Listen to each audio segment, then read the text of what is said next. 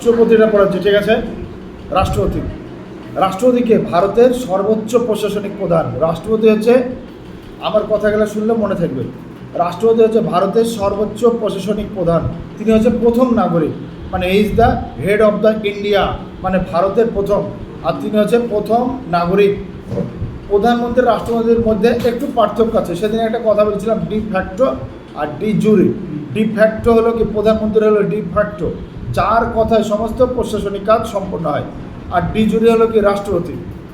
রাষ্ট্রপতি হলো ডি জুরি। যেমন ধরো একটা সহজ উদাহরণ দিই, শপিং মলে বাজার করতে গিয়েছে, এখানে ধরো সানিয়ার বিয়ে হয়েছে, তাই না? সানিয়া যদি শপিং মলে বাজার করতে যায়, একা তো যাবে না। তোমার হাজব্যান্ডের নাম কি? হ্যাঁ, অত কঠিন নাম, সব ছোটোখাটো একটা নাম তো দেওয়ার নেই। ইমো। আচ্ছা, এই যে ইমো কিনে শপিং মলে বাজার করতে গেছে, বাজার করবে কে? সানিয়া। এ কিনা ও কিনা এ পছন্দ করা, কিন্তু ওইখানে যে বিলটা পেমেন্ট করবে কে? ওই ইমো, মানে বিলটা পেমেন্ট কিন্তু ও করবে। তো রাষ্ট্রপতি হচ্ছে বিল পেমেন্ট করা। এবার ধরো টাকার পর সানিয়া বলে একটা জামা, এটা পছন্দ, এবার ইমো বললো যে না এটা বলেছে, আরেকটা দিলে এটা পছন্দ, যদি বলে যে না, এবার কিন্তু রাগ হয়ে যাবে, তোমার কোনোটাই ভালো লাগে না, এবারে গরম জোর হয়ে যাবে। আর যদি দ্বিতীয়টা বলতে হবে, একবার রাষ্ট্রপতি কোনো বিল ফেরত পাঠাতে পারে, বারবারকে বলতে পারবে এটা পছন্দ না, এটা পছন্দ না, কারণ মেয়েদের পাওয়ারটা বেশি না। তো রাষ্ট্রপতি হচ্ছে ঠিক বাড়ির ওয়াইফের মতন, ঠিক আছে, সরি হাজব্যান্ডের মতন, আর প্রধানমন্ত্রীরা হচ্ছে ওয়াইফের মতন, মানে ওয়ারই পাওয়ার সব। তো রাষ্ট্রপতির নামেই কিন্তু সব হয়।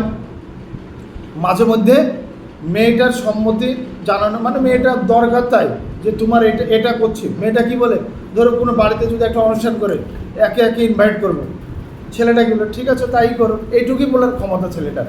যদি না একে করা হবে না, কি আমি করবো না, তোমার এ থাকছে ও থাকছে, একবারে ঝামেলা শেষ করে দেবে। তাই ছেলেটা শুধু সম্মতি দেওয়া, তো রাষ্ট্রপতি হচ্ছে তাই। আর্টিকেল 52 অনুযায়ী ভারতবর্ষে একজন রাষ্ট্রপতি থাকবে। আর্টিকেল 52-তে কী বলেছে? ভারতবর্ষে একজন রাষ্ট্রপতি থাকবে। রাষ্ট্রপতি হচ্ছে শুধুমাত্র শিলমোহরের মতো, নাম সর্বস্ব প্রধান, পালনকারিক প্রধান। তিনি সই করে সম্মতি দেন, সইটা করে সম্মতি দেন, এটি হচ্ছে রাষ্ট্রপতির কাজ। কোনো বিলে সই করে সম্মতি দেয়, এটা আর্টিকেল 52-তে বলা হয়েছে। কিন্তু রাষ্ট্রপতি যদি একবারই পাওয়ার না থাকে, তাহলে আবার ভালো লাগে, কিছু পাওয়ার আছে। আর্টিকেল 53, ভারতের সমস্ত প্রশাসনিক ক্ষমতা কার হাতে থাকবে? রাষ্ট্রপতির হাতে। এখানে দেখো রাষ্ট্রপতির বিশাল পাওয়ার হয়ে গেল, মানে যত প্রশাসনিক ক্ষমতা কার হাতে? রাষ্ট্রপতির হাতে। এইটা এর জন্য আর্টিকেল 74-এ কী বলা হয়েছে দেখো, রাষ্ট্রপতি তার শাসনতান্ত্রিক কার্যে, রাষ্ট্রপতিকে তার শাসনতান্ত্রিক কার্যে সহযোগিতা করার জন্য প্রধানমন্ত্রী ও তার মন্ত্রী পরিষদ থাকবে। যেমন আমরা মুখ্যমন্ত্রী পড়েছিলাম, রাজ্যপালকে সহায়তা করার জন্য, এখানেও রাষ্ট্রপতিকে সহযোগিতা করার জন্য প্রধানমন্ত্রী ও তার নেতৃত্বে মন্ত্রী পরিষদ থাকবে। এটা আর্টিকেল 74-এ বলা হয়েছে। এবার দেখো আর্টিকেল 74-এ একটা সংশোধন হয়েছিল, কারণ সবাই যদি রাষ্ট্রপতি করে তাহলে প্রধানমন্ত্রী কী দরকার। 42তম সংশোধনে 1976 সাল, খুব ইম্পর্টেন্ট, মিনি কনস্টিটিউশন বলা হয় এটা, সংবিধানের মানে মিনি সংবিধান বলা হয় এই সংশোধনীকে। 42তম সংবিধান সংশোধনে 1976 সালে প্রধানমন্ত্রী ও মন্ত্রী পরিষদের সিদ্ধান্ত মেনে নিতে রাষ্ট্রপতি বাধ্য থাকবে, এই কথাটা কিন্তু বলা হয়েছে। মানে প্রধানমন্ত্রী আর মন্ত্রী পরিষদ যে সিদ্ধান্ত নেবে সেই সিদ্ধান্ত কিন্তু রাষ্ট্রপতি মেনে নিতে হবে। এখানে কার পাওয়ার হয়ে গেল? প্রধানমন্ত্রীর পাওয়ার হয়ে গেল, রাষ্ট্রপতির পাওয়ারটা কী হয়ে গেল? বিগ জিরো হয়ে গেল। তাই রাষ্ট্রপতিকে পাওয়ার দেওয়ার জন্য আবার আরেকটা সংশোধন হয়েছিল, কত? 44তম সংবিধান সংশোধনী 1978 সালে। এখানে বলা হয়েছিল কোনো বিল যদি রাষ্ট্রপতির পছন্দ না হয়, সেই বিলকে একবার মাত্র ফেরত পাঠাতে পারে পুনর্বিবেচনা করার জন্য। ওই যে বললাম না, যখন তুমি তোমার বাড়িতে কোনো অনুষ্ঠান করবা, কাকে ইনভাইট করবা না করবা, বা কোনো একটা পোশাক কিনছো, তোমার একটা জামা কিনছো, তুমি যখন তোমার হাজব্যান্ডকে দেখাবে এটা পছন্দ, ও বললো না, একবার মেনে নেবা, দ্বিতীয়বার আরেকটা তোমার খুব পছন্দ হয়েছে, যদি বলে এটা পছন্দ, তখন তুমি ঝামেলা লাগিয়ে দেবা, হ্যাঁ তোমার হয় না, আসলে তুমি আমার জিনিস মন দিয়ে দেখোই না, তোমার আমার প্রতি মনোযোগই নাই, কত রকমের যে ঝামেলা করার ইস্যু তোমাদের চেয়ে ভালো কেউ জানে না। তাহলে এই যে রাষ্ট্রপতি 44তমতে কিন্তু আরেকটা হয়েছিল, এটা মাথায় রাখবা, কী হয়েছিল জানো? সম্পত্তির অধিকার। এটা মৌলিক অধিকারতে বাদ দিয়ে আইনত অধিকার হয়েছিল, সম্পত্তির অধিকারটা আমরা মৌলিক অধিকারে পড়েছি 1978 সালে। তাহলে রাষ্ট্রপতি 44তম সংবিধান সংশোধন 1978 সালে রাষ্ট্রপতিকে একটা পাওয়ার দেওয়া হলো যে কোনো বিল পছন্দ না হলে একবার ফেরত পাঠাতে পারে। আচ্ছা, রাষ্ট্রপতি পদ তাহলে সৃষ্টি করার কারণ কি? এটা একটা প্রশ্ন। সবই তো ঘুরে ফিরে প্রধানমন্ত্রীর কাছে ক্ষমতা আসছে, তাহলে হাজব্যান্ড কি দরকার? বইয়ে একটা সংসার চালিয়ে নেবে, হাজব্যান্ড না থাকাই ভালো, তাই না? তো এইখানে দেখো, রাষ্ট্রপতি পদ সৃষ্টি হওয়ার কারণ হচ্ছে প্রধানমন্ত্রীর যাতে সমস্ত ক্ষমতার অধিকারী না হয়ে যায়, প্রধানমন্ত্রী যাতে স্বৈরাচারী না হয়ে পড়ে। রাষ্ট্রপতি না থাকলে প্রধানমন্ত্রী স্বৈরাচারী হয়ে পড়ে, ক্ষমতা কুক্ষিগত না হয়ে পড়ে, ক্ষমতা বিভাজন করা, কিছু ক্ষমতা রাষ্ট্রপতির হাতে থাকবে, কিছু ক্ষমতা প্রধানমন্ত্রীর হাতে থাকবে, যাতে কারো একার হাতে সব ক্ষমতা চলে না আসে। তোমার একার হাতে যদি সব ক্ষমতা দিয়ে যায় না, তাহলে তুমি কিন্তু স্বৈরাচারী হয়ে যাবা। একার হাতে সব ক্ষমতা থাকা ভালো না, বুঝলা? দেখবা যে পরিবারের বউর হাতে সমস্ত ক্ষমতা, সেই পরিবারের সুখ থাকে না। স্বামীটার নামে বেঁচে আছে, ওই মানে একটা জীবন্ত লাশ হয়ে বেঁচে আছে। আচ্ছা, সেনাবাহিনীর প্রধান, হ্যাঁ, এবার দেখো সেনাবাহিনীর প্রধান, তাই রাষ্ট্রপতির হাতে কী ক্ষমতা দিচ্ছে? সেনাবাহিনীর প্রধান। আমাদের ভারতবর্ষে কয় ধরনের বাহিনী আছে? 3 ধরনের, জানো তো? একটা স্থল বাহিনী, একটা জলবাহিনী, আর একটা আকাশ বাহিনী, এই যে এয়ারফোর্স। এই 3টে বাহিনীর হেডকে রাষ্ট্রপতি। যুদ্ধ ঘোষণা করা রাষ্ট্রপতি, শান্তি ঘোষণা করা রাষ্ট্রপতি, এগুলা কিন্তু রাষ্ট্রপতির হাতে দেওয়া হয়েছে। যদি প্রধানমন্ত্রী অনুরোধ করে, তাহলে সেনাবাহিনীর ব্যবহার রাষ্ট্রপতি করবে। তাহলে রাষ্ট্রপতি ইচ্ছা করলে তো সেনাবাহিনীকে কাজে লাগিয়ে ক্ষমতা দখল করে নিতে পারে না। প্রধানমন্ত্রী যতক্ষণ না অনুরোধ করবে, ততক্ষণ কিন্তু রাষ্ট্রপতি এগুলো ব্যবহার করতে পারবে না। প্রধানমন্ত্রী অনুরোধ করবে, বুঝতে পারলাম?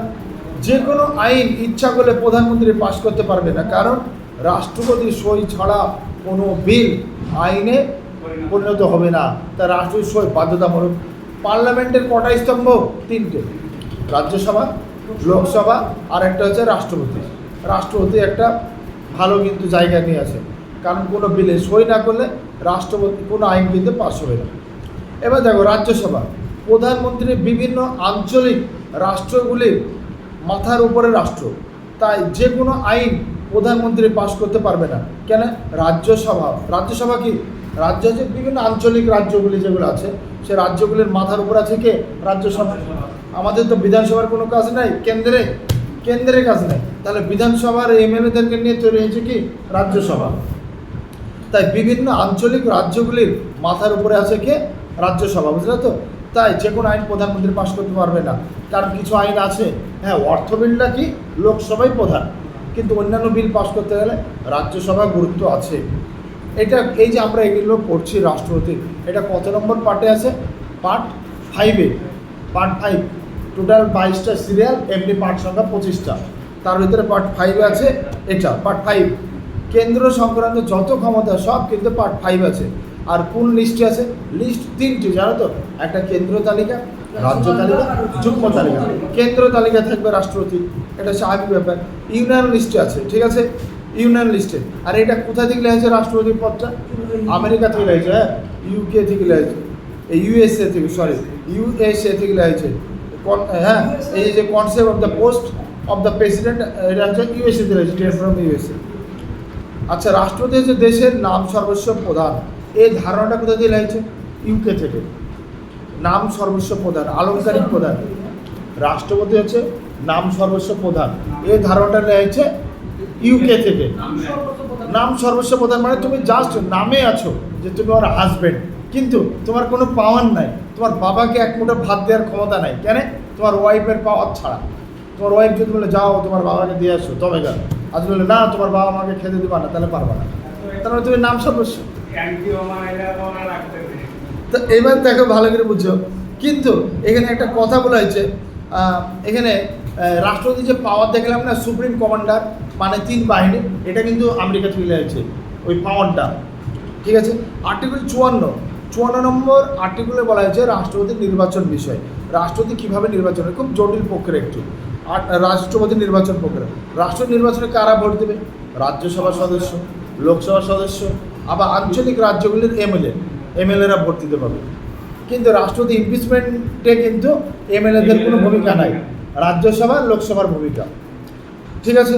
নির্বাচিত হয় প্রেসিডেন্ট, সব সদস্যরা নির্বাচিত করবে, হ্যাঁ, আর মনোনীতরা রাষ্ট্রপতি নির্বাচনে ভোট দিতে পারবে না। জানো তোমরা, রাজ্যসভায় 12 জন মনোনীত থাকে, এরা কিন্তু রাষ্ট্রপতি নির্বাচনে ভোট দিতে পারবে না। নির্বাচন হবে কোথায়? পার্লামেন্টের যে কোনো একটা কক্ষে, রাজ্যসভায় হতে পারে, বা লোকসভা হতে পারে। আর্টিকেল 55 কী বলা হয়েছে, ভোট কেমন হবে। আর্টিকেল 55 বলা হয়েছে একক হস্তান্তরযুক্ত সমানুপাতিক প্রতিনিধিত্বমূলক ভোট। একজন একটি মাত্র ভোট দিতে পারবে, একজন একটি মাত্র ভোট দিতে পারবে। এটা আর্টিকেল 55 বলা হয়েছে একক হস্তান্তরযুক্ত সমানুপাতিক প্রতিনিধিত্বমূলক ভোট। আর্টিকেল 58 কী বলা হয়েছে, রাষ্ট্রপতির যোগ্যতা। এটা পরীক্ষা পড়ে, হ্যাঁ, রাষ্ট্রপতি হলে বয়স কত লাগবে, 35 বছর বয়স লাগবে। লোকসভায় নির্বাচিত হওয়ার যোগ্যতা থাকতে হবে। কেন্দ্র বা রাজ্য অন্য যে কোনো জায়গায় লাভজনক পদে থাকা চলবে না। বিকৃত মস্তিষ্ক হওয়া যাবে না, দেউলিয়া হওয়া যাবে না, এগুলো তো থাকবে। 1977 সালে একটা আইনে বলা হয় যে কোনো একজনকে রাষ্ট্রপতি পদপ্রার্থী করা যাবে। ধরো রাষ্ট্রপতি ভোটে তুমিও দাঁড়াতে পারো, কিন্তু আমরা এখানকার কেউই দাঁড়াতে পারবো না, কারণ আমাদের কারোর 35 বছর বয়স হয়নি। আমাদের যদি 35 বছর বয়স হয়ে যায় আমরা কিন্তু রাষ্ট্রপতি পদে দাঁড়াতে পারবো, কিন্তু না, আমারও হয়নি।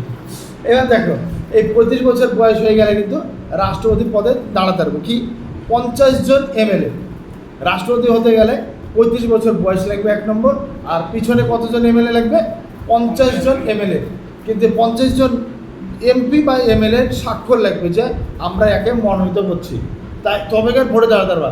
মানে ভোট পাওয়া তো দূরের কথা, ভোট পাওয়ার আগেই 50টা ভোট তোমাকে পেতে হবে বলা যায়, কারণ 50 জন তোমার পিছনে থাকতে হবে, তবেকার ভোটে দাঁড়াতে পারবা। ঠিক আছে। স্টেপ 1, ভোটের ভ্যালু কেমন, ভোটের আবার মূল্য ঠিক করা হয়। টোটাল জনসংখ্যাকে মোট এমএলএতে ভাগ করতে হবে। রাজ্যের ক্ষেত্রে আমাদের রাজ্যে মোট এমএলএ কত, 294, আর মোট জনসংখ্যা কত, 8 কোটি বা 9 কোটি বা 10 কোটি, সেটাতে ভাগ করতে হবে। ভাগ করার পর সেটাকে আবার 1/1000 দিয়ে গুণ করতে হবে, আর এই গুণ ফলেই হচ্ছে এক একটা এমএলএর ভোটের ভ্যালু। বুঝতে পারলাম? এটা হচ্ছে 1 নম্বর। 2 নম্বর কি, সমস্ত রাজ্যের এমএলএ যা আছে, সমস্ত রাজ্যের এমএলএকে টোটাল এমপি দিয়ে ভাগ করতে হবে। সমস্ত রাজ্যের এমএলএকে টোটাল এমপি দিয়ে ভাগ করতে হবে, মানে 543। আর সব রাজ্যের এমএলএকে, 28টা রাজ্যের আর 8টা কেন্দ্রশাসিত অঞ্চল, এই যে ভাগ করে বিধানসভা ভোট যেখানে হয়, সব জায়গায় বিধানসভা ভোট হয় না, তো বিধানসভা ভোট যেখানে হয় এমএলএদের সব এমএলএকে সমস্ত এমপি দিয়ে ভাগ করে ওই ভাগফল দিয়ে নির্বাচন করা হবে, মানে ভোটের ভ্যালু ঠিক করা হবে। এটা একটা ভ্যালু। আর 3 নম্বর হচ্ছে ভোট দিতে হবে ব্যালট পেপারে ভোট। আচ্ছা, রাষ্ট্রপতি ভোটটা কেন কি বলে এখন যেটা হয়, নামটা বলে ইভিএমে করে না, ব্যালট পেপারে ভোট হয়। বুঝলেন না? ব্যালট পেপারে তো চুরি করতে পারবে না, ব্যালট পেপারে ভোট করে, কাগজে সিল মেরে, তো ব্যালট পেপারে ভোট হয়। এবার দেখো, এখানে চয়েস থাকে 1 নম্বর, 2 নম্বর, 3 নম্বর, 4 নম্বর, এরকম চয়েস। শোনো, এই ধরো 4 জন ভোটে দাঁড়িয়েছে, তাহলে প্রেফারেন্স 1, 2, 3, 4, তুমি 4 জনকে ভোট দিতে পারবা। ফার্স্ট চয়েস দাঁড়াও, সেকেন্ড চয়েস, থার্ড চয়েস, এরকমভাবে চয়েস করতে পারবা। এই চয়েস অনুযায়ী আসতে কথা বলিস না, হয়ে এসছে আরেকটু। এই চয়েস অনুযায়ী কিন্তু ভোট দিতে হবে। এবার ধরো ভোটে কী হয়, ভোট অর্ধেকের বেশি পেয়ে গেলে সে রাষ্ট্রপতি হয়ে যাবে। আর চয়েসটা কি, ফার্স্ট চয়েসের ভোট কাউন্ট করে, দেখলো অর্ধেকের বেশি হয়নি, বাদ। সেকেন্ড চয়েস দেখে। এবার ধরো এখানে একজনকে আমি উদাহরণ দিই, ধরো কাবিরকে সেকেন্ড চয়েস আছে, তুমি কাবিরকে ফার্স্ট চয়েসে দিচ্ছ, অভি কাবিরকে সেকেন্ড চয়েসে দিচ্ছে। এবার সেকেন্ড চয়েসের ভোট যখন হবে গণনা, তখন কিন্তু তোমার ফার্স্ট চয়েস কাবিরের ভোট গণনা হচ্ছে, তখন কিন্তু কাবির ওই ভোটটা পেয়ে যাবে। ওই ভোটটা পেয়ে গিয়ে কী হবে, রাষ্ট্রপতি নির্বাচন যোগ হবে। এবার যদি ওর অর্ধেকের বেশি হয় তাহলে ও জয় হয়ে যাবে। এইভাবে রাষ্ট্রপতি নির্বাচন হয়, ফার্স্ট চয়েস, সেকেন্ড চয়েস, একটু জটিল আছে। আর্টিকেল 56 কী বলা হয়েছে, রাষ্ট্রপতির কার্যকাল কত, 5 বছর। রাষ্ট্রপতির কার্যকাল হচ্ছে 5 বছর, এটা 56 বলা হয়েছে। আর আর্টিকেল 57 বলা হয়েছে রাষ্ট্রপতি যতবার খুশি নির্বাচিত হতে পারে, মানে যতবার খুশি রাষ্ট্রপতি হতে পারে, এটা 57। ভারতবর্ষে যেমন প্রথম রাষ্ট্রপতি কে ছিল রাজেন্দ্র প্রসাদ, তিনি পরপর 2বার রাষ্ট্রপতি হয়েছিলেন। আর্টিকেল 61 রাষ্ট্রপতিকে পদচ্যুতি করার কথা বলেছে। রাষ্ট্রপতিকে পদচ্যুতি করতে হলে কী করা যায়, ইমপিচমেন্ট পদ্ধতি। শোনো, রাষ্ট্রপতিকে পদচ্যুতি করার পদ্ধতির নাম কি, ইমপিচমেন্ট। এই পদ্ধতিটা কিন্তু জানতে হবে, ইমপিচমেন্ট থেকে প্রশ্ন আছে, ইমপিচমেন্ট জানলে হবে না। ধরো রাষ্ট্রপতিকে পদচ্যুতি করতে হলে, ধরো রাজ্যসভায় লোকসভায় বিল তুলবা, এই কথা বলো না, ধরো রাষ্ট্রপতির অপসারণ চেয়ে লোকসভায় বিল তুলবা। এবার ধরো আমি সাপোজ বোঝানোর সুবিধায় লোকসভার সদস্য 600 জন আছে। আচ্ছা, 600 জনের 1/4 কত হবে? 150 জন হবে। এবার 150 জন প্রথমেই সই করতে হবে রাষ্ট্রপতির বিরুদ্ধে, যে আমরা রাষ্ট্রপতির বিরুদ্ধে বিল আনছি। আর একটা কথা বলে দিই, রাষ্ট্রপতির বিরুদ্ধে কোনো ফৌজদারি মামলা হয় না। ফৌজদারি মামলা, তোমাকে ধরো রাষ্ট্রপতি মেরেছে, বা ধরো কোনো নারীর প্রতি অত্যাচার, এর আগে রাজ্যপালের প্রতি নারীর শ্লীলতাহানি বলো, রেপ বলো, বা কাউকে খুন বলো, এইসব মামলা কিন্তু হবে না। ভালো বুঝছো? তুমি যদি কোর্টে যাই কেস করতে যাও, যা আমাকে রাষ্ট্রপতি, আমি একজন নারী, আমার প্রতি খারাপ ব্যবহার করেছে, এই কেস নেবে না, হবে না, কোনোভাবেই হবে না। সত্য ঘটনা হলেও হবে না, কারণ এরকম ঘটনা রাষ্ট্রপতি করতে পারবে না। আর ওইরকম বয়সের লোককেই রাষ্ট্রপতি করা হয়, যারা ওই ঘটনা না ঘটে। এবার দেখো 600 জন, 600-র মধ্যে শোনো, আমি সাপোজ 543-কে 600 ধরলাম, 600 জন সদস্য আছে লোকসভায়, তার মানে 150 জন রাষ্ট্রপতির বিরুদ্ধে থাকতে হবে। ধরো তুমি একটা কেস কিছু, কোন মামলা? দেওয়ানি মামলা, জমি সংক্রান্ত মামলা, বা তুমি একটা ওই মামলায় লেগেছো, তাহলে কি করতে হবে? রাষ্ট্রপতিকে বাদ দিতে হবে। বা এক কথায় রাষ্ট্রপতিকে বাদ দেওয়া যায় কখন? সংবিধানকে অবমাননা করলে, মানে সংবিধানের অপব্যবহার করলে, বিদেশিদের কাছে খারাপ হলে। তাও কি বাদ দেওয়া সহজ? না, অনেক কঠিন। দেখো, বাদ দিতে হলে প্রথম রাষ্ট্রপতির পিছনে, মানে রাষ্ট্রপতির বিরুদ্ধে 600 জনের ভিতরে 150 জনকে লাগবে। 543 হলে 1/4 দিয়ে ভাগ করলেও ততজনকে লাগবে। ওরা বিলটার লোকসভায় তুলবে যে আমরা রাষ্ট্রপতির বিরুদ্ধে বিল আনছি। রাজ্যসভা তো তুলতে পারে, তাহলে রাজ্যসভার 1/4 সদস্য লাগবে। যে কোনো একটা কক্ষে বিল তুলবে, বিল তোলার পর ভোট হবে। ওইখানে যদি 300 জন সদস্য থাকে, 200 জন রাষ্ট্রপতির বিরুদ্ধে ভোট দিতে হবে, তাহলে বিলটা পাস হয়ে গেল। তাহলে রাষ্ট্রপতি বাদ যাবে না, পরের কক্ষে যাবে। দ্বিকক্ষ বিশিষ্ট আমাদের ভারতবর্ষের আইনসভা, পরের কক্ষে যাবে। পরের কক্ষে ভোট হওয়ার আগে মানে হবে, তদন্ত করার জন্য কমিটি তৈরি হবে। তদন্ত কমিটি ধরিলেও 4 জন গেলে কমিটি তৈরি হবে, 4 জন বা 3 জন এরকম থাকে, 4-5 জন। এই 4 জন গেলে কমিটির একজন রাষ্ট্রপতি নিজে থাকবে, ভালো করে বুঝুন। বাকি হয়তো সুপ্রিম কোর্টের বিচারপতি, হাইকোর্টের বিচারপতি, বা লোকসভা বা অন্য জায়গায় একটা সদস্য থাকলো, এমপিরা দিয়ে। এবার কী হবে? তদন্ত চলবে, রাষ্ট্রপতি নিজে থাকবে তদন্তে। ভাবো, আমি আমার বিরুদ্ধে তদন্তে নামছি, তদন্ত হবে, তদন্ত রিপোর্ট লোকসভায় জমা পড়বে।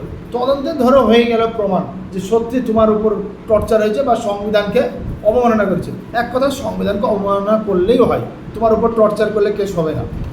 এবার প্রমাণ হয়ে গেলে সংবিধানকে অবমাননা করছে, তাহলে রাষ্ট্রপতি ইমপিচমেন্ট হবে না। তারপরে আবার ভোট হবে। ভোটে যদি ওখানে 600 জন থাকে, তাহলে রাষ্ট্রপতির বিরুদ্ধে ভোট দিতে হবে 2/3 অংশ, 400 জন রাষ্ট্রপতির বিরুদ্ধে ভোট দিতে হবে। তারপরে রাষ্ট্রপতি ইমপিচমেন্ট হবে। এত কিছু হওয়া সম্ভব না। এ হচ্ছে রাষ্ট্রপতিকে ইমপিচমেন্ট করার পদ্ধতি। আর হ্যাঁ, রাষ্ট্রপতির বিরুদ্ধে যে বিল আসছে, এটা রাষ্ট্রপতিকে 14 দিন আগে জানাতে হবে। এটা কোয়েশ্চেন পড়ে, 14 দিন আগে জানাতে হবে, ঠিক আছে? এ হচ্ছে রাষ্ট্রপতির, আমি এইগুলো পড়ালাম। সামনের দিন রাষ্ট্রপতির ক্ষমতা, কী কী ক্ষমতা আছে বা কার্যাবলী, এটা সামনের দিন পড়বো।